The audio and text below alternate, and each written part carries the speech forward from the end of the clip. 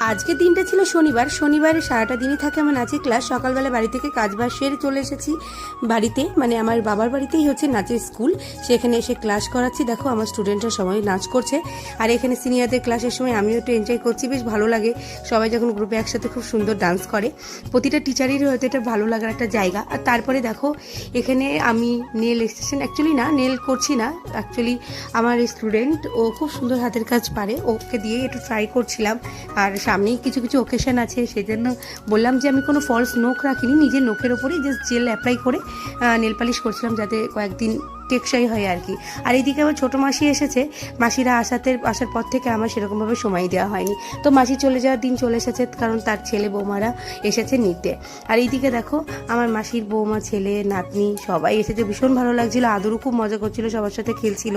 আর এই পুচকিটা এত সুন্দর কটকটে, আর কি ভালো মজা পেয়েছে। আমি কিছু কিছু ওদের টিপস শেখাচ্ছিলাম কীভাবে জিমনাস্টিক করা যায়, আর ও খুব মজা করছিল। আর ওরা খালি বলছে তোমরা রানাঘাটে বা কৃষ্ণনগরে একটা ডান্স স্কুল করো, তাহলে খুব ভালো হয়।